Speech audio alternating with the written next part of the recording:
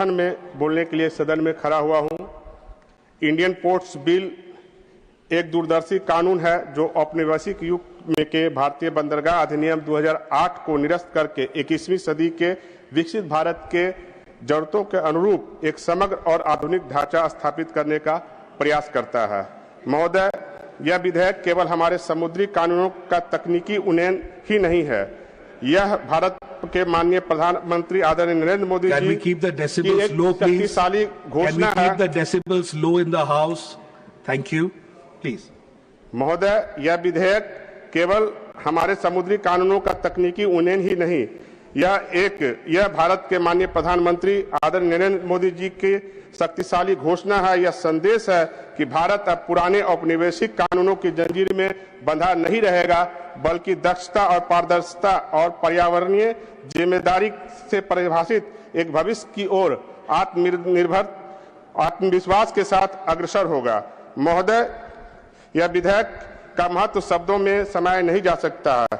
वर्ष 2023-24 तक भारत में 12 प्रमुख बंदरगाह और 217 गैर प्रमुख बंदरगाह थे। महोदय, जिसमें हमारे 2 गैर प्रमुख बंदरगाह मुद्रा और सिक्का देश के समुद्री कार्गो यातायात का 19% अकेले संभालते हैं। यह अपने आप में यह बताने के लिए काफी है कि अब गैर प्रमुख बंदरगाह किसी भी तरह से मामूली नहीं रहे हैं। फिर भी इस व्यापार महोदय, यह विधेयक राज्य समुद्री बोर्डों को वैधानिक मान्यता प्रदान करता है, जिससे राज्य सरकारें अपने गैर प्रमुख बंदरगाह का अधिक स्वायत्तता और ढांचे के साथ नियमन और विकास कर सके।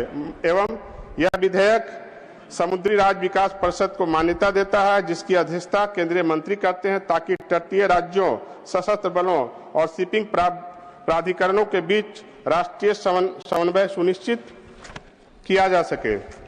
महोदय, यह विधेयक मारपोर और बैलस्टर वाटर मैनेजमेंट कन्वेंशन जैसे वैश्विक समुद्री समझौतों के अनुपालन को अनिवार्य करता है, जिससे भारत अंतर्राष्ट्रीय मानकों के अनुरूप कार्य कर सके और बंदरगाह में पर्यावरण ऑडिट, आपदा की तैयारी और अपशिष्ट प्रबंधनों के लिए यंत्र स्थापित करना, जिससे कि सतत विकास वैकल्पिक नहीं बल्कि अनिवार्य हो जाता है।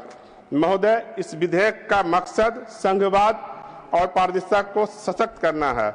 महोदय, यह भारतीय बंदरगाह विधेयक 2025 में संघीय भावना विशेष रूप से निहित है। यह विधेयक सहकारी संघवाद के सार को आत्मसार करता है, जहां केंद्र और राज्य दोनों अपने अपने संवैधानिक अधिकारों को बनाए रखते हुए एक साथ मिलकर राष्ट्रीय विकास के लिए कार्य करते हैं।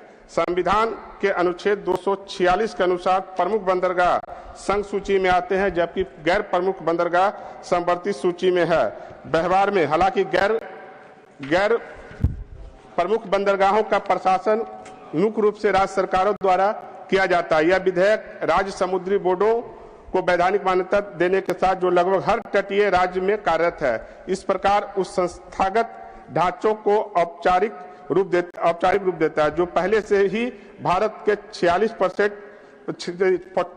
66 चालू छोटे कार्गो बंदरगाहों के माध्यम से लगभग 47% समुद्री माल यातायात का प्रबंधन करता है।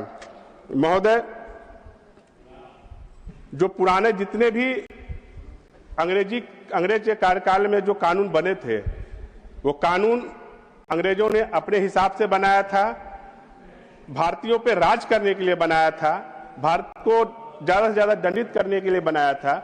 अब जितने भी कानून, जितने भी नए नए विधेयक आ रहे हैं, उसका मूल मकसद, हमारे केंद्र सरकार का मूल मकसद है कि यह कानून जो है, जो स्वतंत्र भारत का कानून हो और भारतीयों को भारत को विकसित राष्ट्र बनाने का कानून हो, उसी के क्रम में यह जो है पोर्ट बिल 2025 है। महोदय, भारत का जो मूल बंदरगाह आंकड़ा, जो जितना भी व्यापार हुआ, उसका मैं कुछ आंकड़ा देना चाहता हूं। 2023-24 के अनुसार कुल 1543 मिलियन टन माल की ढुलाई हुई है। इसमें प्रमुख बंदरगाह से 1819 मिलियन टन, जिसमें 53% का प्रबंधन जो है जो प्रमुख बंदरगाह है उसने किया, जबकि गैर प्रमुख बंदरगाहों से लगभग 24 मिलियन टन 47% उसका जो है कंट्रीब्यूशन रहा है। इसमें अकेले मुद्रा पोर्ट ने लगभग 173 मिलियन टन 11% और शिक्षा बंदरगाह ने 128 मिलियन टन 8% का संचालन किया है।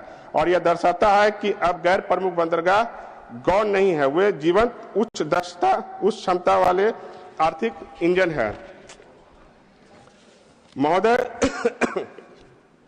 यह विधेयक समुद्री राज्य विकास परिषद MSDC, जिससे अब वैधानिक मान्यता प्राप्त है कि एक राष्ट्रीय समन्वय मंच के रूप में कार्य करेगी, जिसमें कि केंद्रीय मंत्रालय, तटीय और राज्य मंत्री, नौसेना और तटरक्षक बल के प्रतिनिधि तथा केंद्रीय मंत्री के जो है इसके में अध्यक्ष के रूप में रहेंगे। MSDC के निम्नलिखित कार्यों की निगरानी करेगा। सभी इसमें है महोदय, नए बिल के अनुसार सभी बंदरगाहों से डेटा संग्रह करना और प्रसार के लिए समान दिशा निर्देश है। महोदय एक मिनट और दे दिए। बोल तो उन लोग तो भाग गए हैं महोदय, उन लोग को तो कोई मतलब नहीं, बोले तो दीजिए। कंक्लूड करें। कंक्लूड करूं महोदय, ठीक है महोदय। मैं बिहार जैसे आकांक्षी राज्य से आता हूं महोदय, और मेरे पड़ोसी राज्य है बंगाल। अभी TMC वाले नहीं है महोदय। जो बंगाल में खिदिरपुर पोर्ट हुआ करता था, सबसे पहले उसको कांग्रेसियों ने बर्बाद किया, उसके बाद CPI वाले जब सत्ता में आए उन्होंने बर्बाद किया।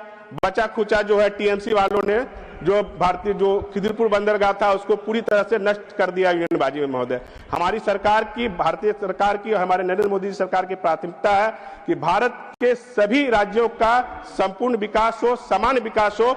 और इसी कड़ी में महोदय आज जो है, जो बिहार में हम लोग समुद्री इलाके में, समुद्री तटीय इलाके नहीं है, फिर भी बिहार जैसे राज्य में जो है पटना के बगल में जो है बीटा है, जहां पे नया एयरपोर्ट भी बन रहा है महोदय, वहां पे भारत सरकार ने ड्राई पोर्ट बनाने का काम किया है, जो आने वाले समय में बिहार के लोग भी जो ये डायरेक्ट जो है समुद्र के मार्ग से जुड़ सके महोदय। और मैं इस बिल का समर्थन करते हुए अपनी वाणी को विराम देता हूं। जय हिंद, जय भारत, वंदे मातरम। श्री वीरेंद्र प्रसाद वैश्य जी। Thank you, Chairman, sir, for allowing me to speak of the bill. I, on behalf of my party, Aham Gana Parishad, and my party leader, Atul Bora, I raise here today to speak on the support of the Sports Bill 2025, sir.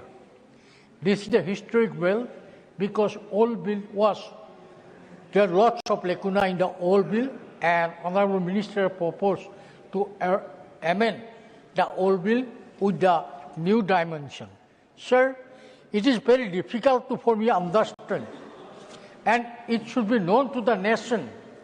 I don't know what is the aim of the Congress. All the time they speak for the farmers. All the time they speak of the environment friendly. But sir, when time is coming, they are not supporting farmer. They are not supporting the environment free. Because water is connectivity is the call of the hour, sir. We have a 11,000 coastal line. Along with 11,000 coastal line, the Barak Valley waterways and Mahaputra Valley waterways play very significant role in the port development in our country, sir. Sir, this bill, aim of this bill to make Indian port more stronger, sir. Sir, one thing I want to know, I like to say in the House, sir, this port connectivity is the call of the hour. We have a railway connectivity, we have a air connectivity, and we have a route connectivity. Among those connectivity, I think water is the environment-friendly connectivity, and not only that, sir, it is helpful to the farmer also because price through the shipping through the ports is very less with compared with the railway connectivity. When we are speaking for the interest of the farmer, these Congress people always boycott. They have only made slogan for the development of the farmers, but when time is knocking, they boycott They are not helping to the government or peoples or farmers at all, sir. Sir, water connectivity is very important for states like northeastern region, sir. During the flood time, sir, our road connectivity and railway connectivity is totally destroyed. There is no railway connect during the flood time. There is no railway connectivity. There is no road connectivity. Only one connectivity alive in our country is the through shipping through the port, sir. So it is very important and significant. I like to request Honorable Minister, especially in the flood time, flood situation for the northeastern region, Ministry should adopt a special policy, special operation for the flood affected area of Assam, sir. Sir, mighty Brahmaputra is a long river, sir, huge river, sir. We'll have to conclude. Yes, sir. I'm going to conclude, sir. Sir, it is the call of our Honorable Minister to look after, to develop the ports, not only Pandu ports, of the ports of the Guwahati, Pandu port, Dhubri port, Silchar port, and other ports of the state. Simultaneously, I like to request Honorable Minister, there should be more port in the river Brahmaputra to helpful for the farmer. Because shipping is the friendly, environment friendly, shipping is the friendly for the economically friendly. Sir, one thing I want to know. Thank you. Congress has not done anything for the port development of our country. They destroyed our ports, sir. They are not doing anything, and they are not going to do anything in the interest of the port, in the interest of the economy of the country, in the interest of the farmer, in the economy of environment. Thank you. They only speak, they want to speak only, they don't want to do anything. Thank you. So, Honorable Minister, this move of the amendment of this is very necessary. The old bill is very old bill. There is a lots of lacuna in the old bill.